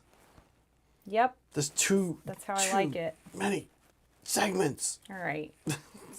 Well, okay. That's actually okay. I didn't like give myself a ton to do. Zal Nasty, you're right. You can't give those, but what you can do is convince Bully. people. What You can bully. What you can do is online bullying. You can online bully until someone is like, okay, I'll do it. It was an early hallmark of the internet. It went away with a We're bringing it back. It went away with a big public campaign to get rid of it, but we're bringing it back. Thank you, Monica Yeah. Monica? Lewinsky. Oh. She's against bullying. Oh, yeah. Good for her. Well, okay, moving on. Internet bullying. She's one of the earliest targets. We learned about that. Let's chat something else happening. If you are new, Something we have a monthly current. challenge. It's on our Discord. You can paint something, and you can tag it with crowing for it. Yeah, that's the name of the challenge. Castellan Crow. And what's happening here is that every month we pick a winner. That winner gets a physical prize if they'd like to give me their home address. That winner gets a cool like thing on Discord saying you're cool. And that winner also gets a little bit of creative control over this Castellan Crow. Full model. creative control over Full, 12th of it. well, yeah, full creative control over a little bit of the model. Okay, our mod Soups, Super Reedy, who is in chat here, or was. Yep, there he is. He's still there. Is the one doing this. He is painting the model. He brought it when he came out and visited us a couple weeks ago, and it looks quite good. Like, it looks good. Like, you'd think it wouldn't look good, but it does. Okay, and that's it. At the end of the year, someone's going to get this model, by the way. So let's check out who So we had last month. first though, we can do the entries first because we haven't actually done this yet for June. No, we Yeah, haven't and- because Soups is in charge of this And he was out here and he was on vacation in the US. So. here. Okay. Yeah. Here we go. So these were our entries last month. Last month was travel. Yeah. I mean, it makes sense because Soups was traveling. Yeah. Right? But yeah, oh my gosh, this first one, this is a Leal and Dandelion. He submitted the skateboard. He made this skateboard. Pretty cool. Yeah. Isn't that cool? Yeah. Definitely travel. Oh, there we go. Cool. Oh yeah, Andy B. Andy B has been doing such a nice job with this color scheme. I love it so much. Yeah. I think this is Broken Chef. Yep. Broken Yep. Chef, a Crow Boy. Yeah, the Yellow Shield. This is Cold Cody. paints. Yeah, this one's amazing. Love this weasel submission. It was so good. We had so many really good entries. Everyone's entry was so good. Umi, one of Had our a hard time mods. picking. Umi, you painted this a while ago, but that's okay. We're on to you, Umi. Who is this? Saul? No, Saul did the Polly. ogre. This is Polly. That's right. Yeah. Saul. They recognize his style. That's right. Saul did the ogre when we get there. Yeah. There it is. There's Saul's. Stonehorn. So pretty. Yep. I like the blue skin. I was skeptical on the blue skin. Oh, really? I love the blue Yeah. skin. I love how it like ties into how cold it is. Yeah, and Cedric. it's something weird. Yeah. No, right? Who is this? No, this is this that is, we already did that Cody. Yeah. Spirecraft. Spirecraft. Yeah. Okay. So those were our entries, but of course we had to pick one winner, and that winner was Voodoo Fairy. Yeah. Look at this thing. They did this. they did this So cool. orc Ghostbusters conversion thing. Yeah. It's been a while since we've seen it, since it's been a while since we've done this. Yeah. Fits the travel theme love because it. it is a car. Yeah, it was like spot on with the theme. It was, and just so well done and so fun. Like, what a fun mashup. Yeah, this is wild when this came in. So, Voodoo Fairy, if you're watching, we'll post this also in the Discord. Yeah. But if you're watching, please feel free to send me a message, just if you would like the physical gift.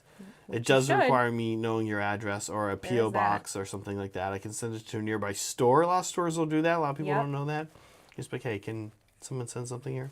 That's always an option. Yeah. Yeah, this thing was cool. The weathering on it is like... It's intense. I love it. It's intense in a way that, like, it looks like oil washes, right? But I would be like, I don't know if that might be too much, but then it looks great. Mm-hmm. Yeah. It's nice job. Thanks for submitting. Thanks for adding to our community. Yeah. Okay, and then this week's theme, and by week I mean month, is heat, which has been a good theme because it's been hot. Yes. In pretty much the whole northern hemisphere. Yeah, it's heat. So we do have a ton of submissions already. Please keep them coming. We love seeing what you guys come up with. Yeah. And we're very close to the end of this month. Well, we're pretty close. It went by fast, that's for sure. Yeah. Okay, can we see where you're at, Meg? Oh, sure. I'm not going to finish today. No. I'm getting like the base coats down. I need to do my wash. I might be able to get the washes in before I sign off. But there's a lot more like knickknacks going on the collar that I kind of forgot to consider how long those would take to paint. And then I need to darken some of these shadowy areas of the straps. So yeah, I probably have like a couple more hours after stream on this just to finish it up. So I think I'll be able to do that tonight, and then I'll post pictures for you guys and on my Instagram. Well, maybe, but it is going to be a key time. Yeah, I said later. I like hobby hanging after a key. Yeah, Brett, you gonna meet us at a key?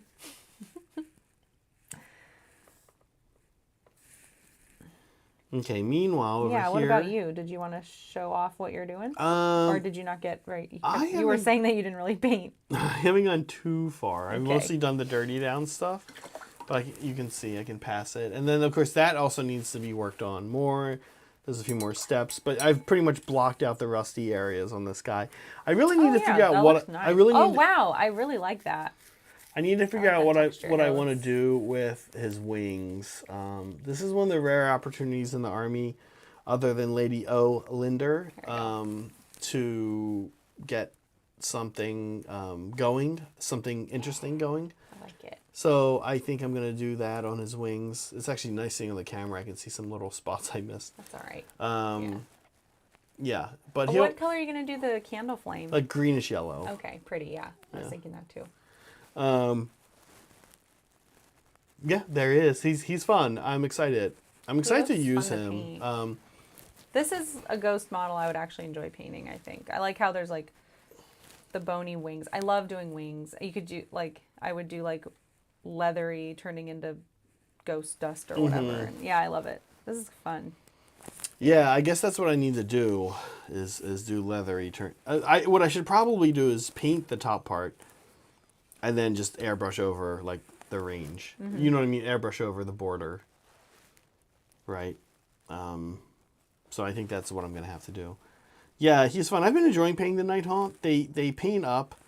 They go from 0 to ready. They go from 0 to 90 in like no time at all. Yeah. Like I could play with this model now. Pretty much, right? It has kind of a lot. Like I'd have to finish a couple things, but it's pretty close, right? Yeah, it is close. You can finish all the base colors and base coating everything on this model very quick, on a Night Haunt model very quickly. Yeah. And then you can go back and start doing other things to it.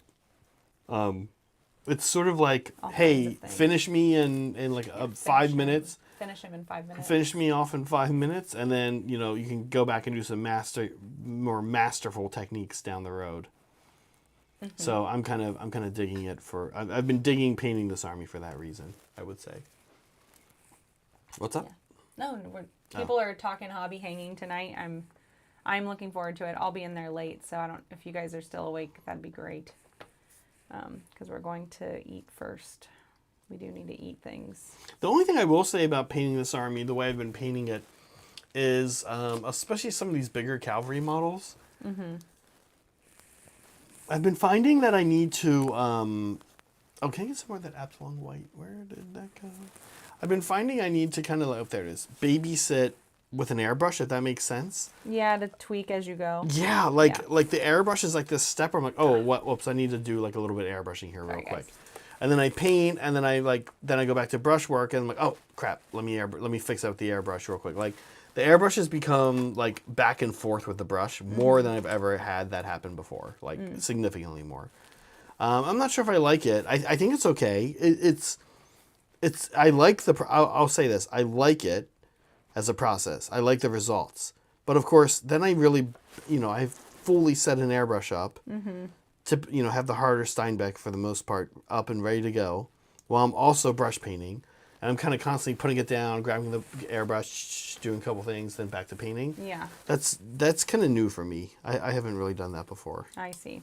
Yeah, I think that's a good process. You go like back and forth between the two. It really helps build your build up your paint.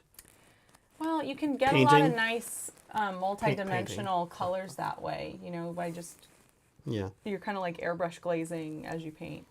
Oh, I see. Yeah. You done with your jokes? No, but what if that was like a lot of her advice? If you do this, you can get a lot of good paint. Mm-hmm. You can get a lot of good paint on it. Yeah. One of the things you can do is paint this. And then when you're done with that, you can paint it here.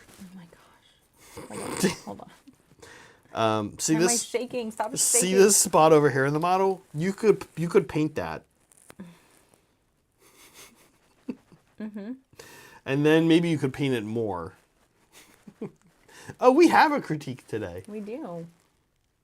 Yeah, we got one more thing before the end. I am kind of using the airbrush towards the end as well, Cody.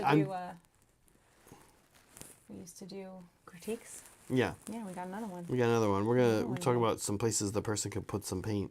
Oh my God. That's actually not what the critique was asking for, but the model is fully painted. Where can I put more paint? And they're like, guys, I know I have full coverage, but I'm not happy with the amount of paint on the model. Could I get more paint anywhere on the model?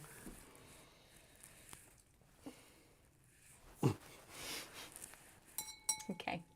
Why not use the airbrush at the end to glaze transition? A lot of it is not. I like that advice. It is good advice. A lot of it's not that. It's like actually realizing I don't like something and fixing it and like changing the level of where something is. So that's happening. Like I can already tell that's going to happen on the wings. Mm-hmm. Here, over here. I'll show real quick. Like Meg's saying, I need to up where they're black. I need to kind of do like a little bit of leathery texture. Oh no, you don't need to do anything. You should no, do what makes you feel good. I was. No, I want to. I like doing that with wings. And then I'll probably But then can I show back? Just put it back here again. It's fine. Okay. And then I need to. Then I'll probably need to do more white here. Like, so it's like I don't know. It's kind of like learning and using the airbrush as part of that process. I was going to say like an undo or fixing, but that's not really even always the case. Sometimes it's the other way around. Mm-hmm. Well, should we get to our critiques for the end of the stream? I'm going to take that as a no. Yes, sorry. Sorry, I messed something up here. No, you're good. Yeah, let's chat critique. Who is today's critique? Oh my gosh, now I'm blanking. Hold on. I had it up. And now it's not up. I think right out of the gate, one of the things I'm thinking is... Starts with a Z. One of the things I'm thinking right out of the gate is paint.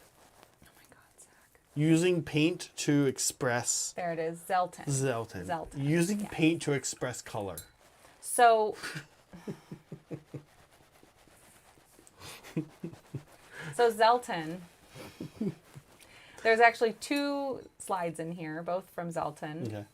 Zelton for this first one was asking about the color scheme. So yeah, paint. Wanted to know if this character in the middle clashed with the rest of the army, right? Because in this middle one, you can see there's no like bright blue, right? It's like purple and kind of like greenish gems. And so that was the concern. Like, how do you feel about a character looking different from the rest of the Lumineth, right? Chat like responded with, looks good. I happen to feel the same way. And what do you think, Zach? What would your feedback be about the color scheme of this character as it relates to the rest of the I'd want to Lumineth? see the blue worked in for sure. Yeah. Either as the gem, either it's honestly instead of the green. The green gems. Yeah. I was gonna say the cloth, but Do you think it clashes? I don't think it clashes. Why is there green there now? Because colors are fun. They're fun, but they are deadly, and you need to be deadly. careful with them. I don't know that I would. Yeah, this kind of thing happens. Like this happened to me a lot when I was playing my Age of Sigmar army. I picked a color palette. It was like, oh, it's got the browns, the blacks and browns of boots and leather and stuff like that. Then it's got the armor, and then the three colors were red, white, red mostly, yellow and white. And every now and then, I looked for some reason to put blue or green in, and it's like too much. There's no reason for it, right? So what are the gems? For example, the gems on the other models, I guess like the default would be her gems should be the same color as the gems on other models, and then her robe should be blue. But I think you could do like an inverse there. You've introduced the purple. I think like I'm fine with the purple, but the gems need to be blue. So it's not that it doesn't. So it's not that it clashes for me, Meg. It's that it doesn't join. Yeah, I have thoughts on. And that's on not that. very Lumineth-y. So what's not? Oh, the fact that it. They're matching. They are a very beautified, unified force. Like they do that intentionally. That's like a thing of theirs, right? That Like, makes sense, like yeah, lore wise. I think what I would say about it is, we're seeing one unit of Lumineth, right? I yes. don't know what the rest of the army is going to look like. Right.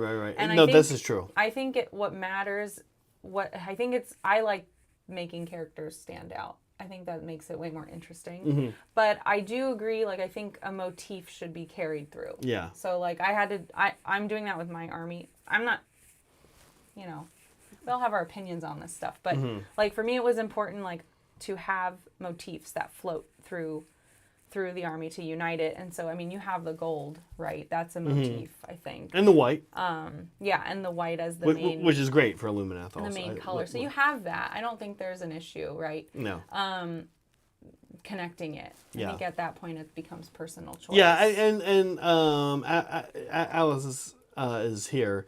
Yeah, I think if like Meg's saying, like if you're gonna paint all the wind stuff and the wind stuff's gonna have green in it, then that's maybe something. Of course, the Cathazar or whatever her name is, you don't need to do things like this, right? But she does. She kind of goes with these guys. She's not wind or stone. However, that's okay. Like you can change those things up. And I would say to Meg's point, like making characters stand out, same. But sometimes just remember, as painters, there's this thing that I think sometimes forget with making characters stand out or making a model stand out. That remember there's a sculptor, and like Reikenor is a good example of this. Like Reikenor, the sculpt stands out for Nighthaunt. That said, sad elf girl. She's a small little foot character. Sad elf Yeah, girl. that's like what we call her usually. Sad Oh my girl. god, that's so funny. She's a tiny little foot character. Does she stand out? I guess so. She's unarmored for the most part. She doesn't really even look like a combatant, really. She's a sad elf wizard girl, basically. So she kind of stands out, but she is kind of small. So, what I really like though going on here, I mean, I like all of it. I can't super see it that well, but I like what's going on the base, like what she's The standing bases on. are also, I was looking at the rock too. I'm like, actually the rock is this nice blue that Very is cool. reflected kind of in their clokes a Yeah, bit. yeah. And so I'm kind of like, I think it works together really well. I don't see a problem with her being purple as opposed to blue. It makes her special, but it's still in that cool color family. So it's close enough. It's analogous, right? I don't see a problem with it, but I can see like if this is the only thing in your army without like blue, like maybe if another unit has the green gems or something, that will just help tie it in. I think that's really all you have to do is look at your army holistically and like where are the motifs? Are there motifs connecting the dots between your units if you want to make them look different? Because I don't like doing samey same. I did that. Even my Tyranids were not samey same. I had like black carapace for the what is it? The brain power. What are we calling that? The, Synaptic. Synapse, yeah. Givers. So yeah, there's room to wiggle, right? Like if you get tired of that samey same thing. But I think it's just personal preference. I don't think honestly. so. That's fine. We can have different opinions, but there you go. It's tough sometimes to critique personal. You can always pick. You can always personal choices. You can right? always start a new army. Oh my God! If you don't do that. If you want to paint, What's the matter with you? if you want to paint things that look different from your current army, my advice: start a new army, or paint some terrain. Zelton. No, All right, I don't mean in Zelton's case. I mean in generally. Yeah. Oh my goodness. Yeah.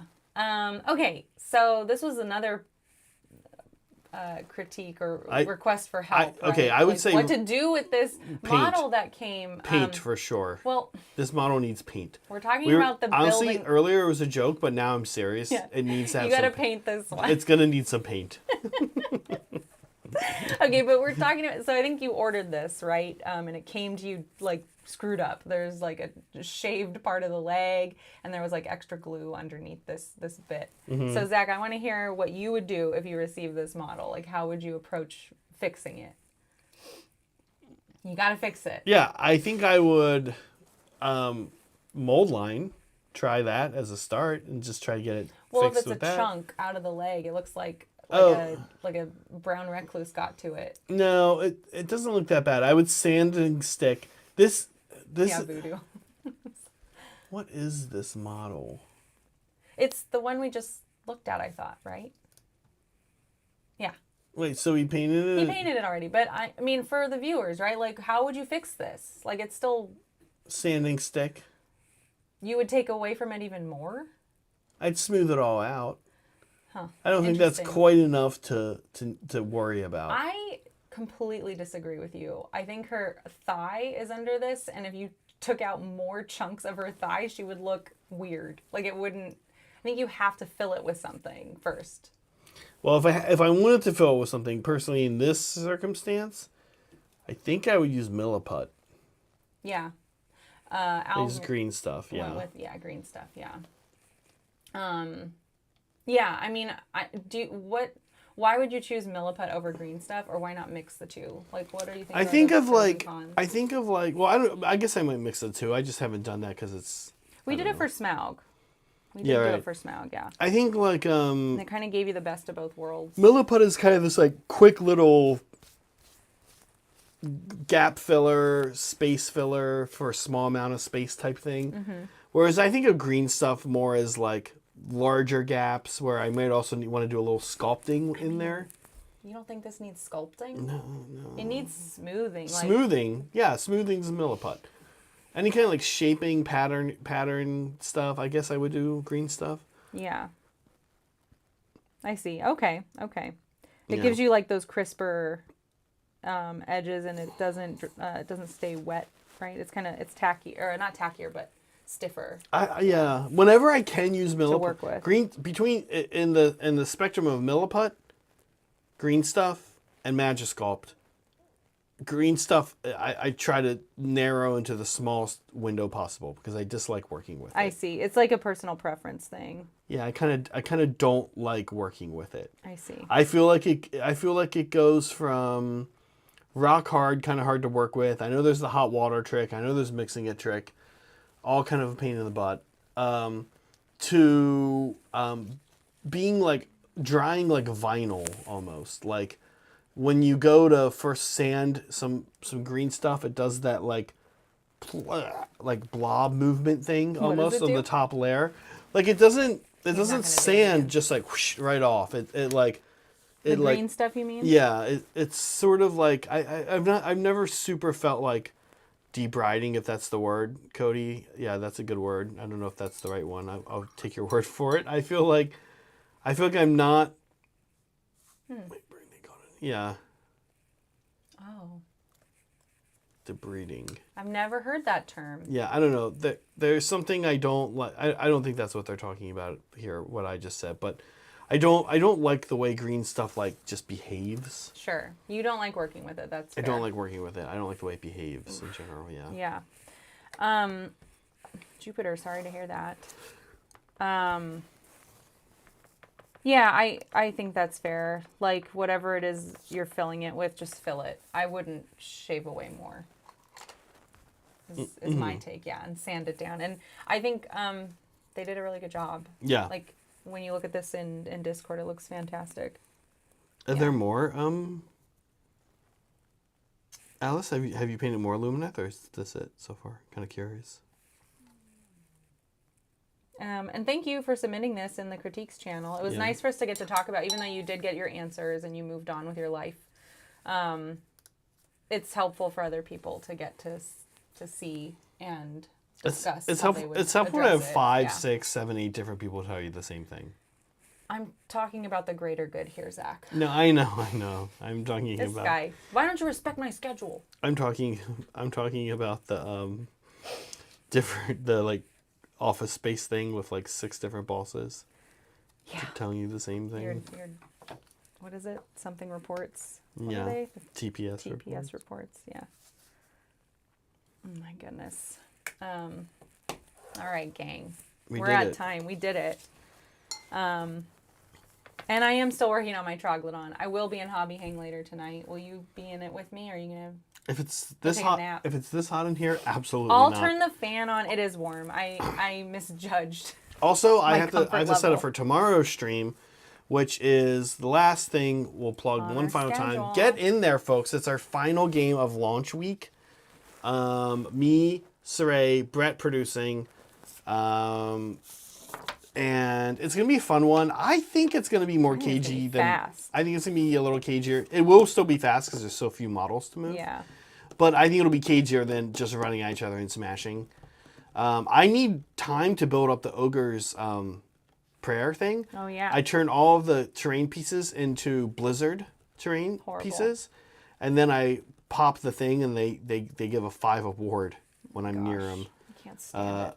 Within 3, not wholly within anything, because they're big boys, big bases. Also, just so everybody knows, if you haven't, I know we're all, Vanguard's so cool. If we haven't seen it, Mornfangs have a special rule called Alpha Cavalry that basically says they're the best cavalry of all the Because cavalry. they said so. And the rule is that the cavalry you don't get their plus the damage on the charge against Rude. cavalry against Mornfangs. So have fun doing 1 damage or 2 damage, I guess. Yeah, is Saray taking more or less Vanguard this time? I don't know. Oh. Okay. We'll find out. But these ain't no river trolls, I'll tell you that. Yeah, Sorry, Steven.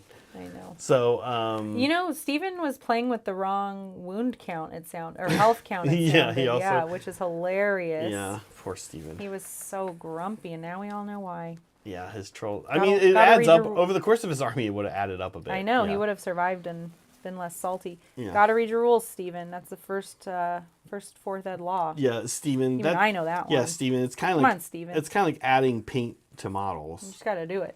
Yeah, Just gotta learn how to read. yeah. Learn how to read, Steven. All right. Oh, sorry. What? He doesn't need nothing. Is he use- here? No, I just hit the wrong button. What did you do? I hit the intro button. Oh, no. Yeah. Okay. Well, we did it. Should we say bye, Meg? I think so. Bye until next time. Yeah. Thank you to our mandrills. If you want to be one of the mandrills, yep, there's that. Sorry. If you want to be one of the mandrills, one of the 69 mandrills that we're aiming for, this would be great because then there would be 69 names Right. here. We'd have 69 of you. 69 of you guys going up, down, the names right here. That'd be cool. We would appreciate that. Thank you, everybody, for being a mandrill. Thank you if you're here and you're not a mandrill as well, because we Thank you for like just that as being much. here. Thank you for being here. It's fun. See you tomorrow, noon Pacific time. Until then, be kind to each other, be kind to yourselves, and always be creating. Bye, folks. Bye.